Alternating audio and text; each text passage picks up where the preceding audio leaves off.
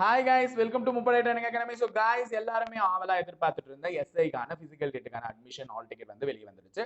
So TNUSRB தரப்புல அவங்க பக்கத்துல ஜெட் வேகத்துல அவங்களுடைய வேலையை பாருங்களேன், பக்காவா செஞ்சுட்டு போயிட்டே இருக்காங்க. ஸோ நம்ம பக்கத்துல இன்னுமே சோம்பேறியா இருந்துட்டு இருக்கோம், நம்ம மேலதான் நம்ம குறை சொல்லிக்கணும். ஸோ பாருங்களேன், அவங்க பக்காவா அடுத்தடுத்த ப்ராசஸை எடுத்துட்டு போயிட்டே இருக்காங்க. இப்பதான் ரிசல்ட் டிக்ளேர் பண்ணாங்க. ரிசல்ட் டிக்ளேர் பண்ணி எக்ஸாம் முடிச்சிட்டு ஒரு மாசத்துல ரிசல்ட் முடிச்ச உடனே பிசிக்கலுக்கான அட்மிஷன், இப்ப பிசிக்கலுக்கான ஆல் டிக்கெட்டும் ரிலீஸ் பண்ணிட்டாங்க. அப்ப சொன்ன தேதியில சொன்னதை செய்வார்கள், சொல்வதை தான் செய்வார்கள், சொன்னதுதான் செய்வார்கள்ன்ற மாதிரி அவங்க ஏதோ நல்லபடியா பண்ணிட்டாங்க.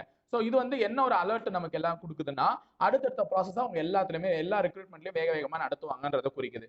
அப்போ பிசிக்கான அட்மிஷன்ஸும் வந்து பாத்தீங்கன்னா வரக்கூடிய திங்கக்கிழமை அந்த அப்ளிகேஷன்ஸ் க்ளோஸ் ஆக போது. அப்ப அடுத்த ப்ராசஸ் அதையும் வேகமா எடுத்துட்டு வருவாங்க.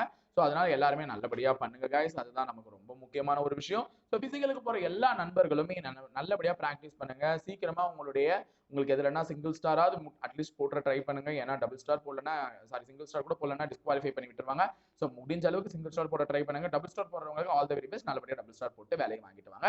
அப்பதான் உங்களுடைய தோல்ல அந்த 2 ஸ்டார்கள் ஏறும். ஓகேங்களா? ஸோ எல்லாருக்குமே all the very best for your physical. All ticket மறக்காம டவுன்லோட் பண்ணிட்டு எங்க சென்டர் வந்திருக்கு, அதுக்கு எப்படி ரெடி ஆகணுன்றதெல்லாம் பார்த்து ரெடி பண்ணிக்கோங்க. தேங்க்யூ.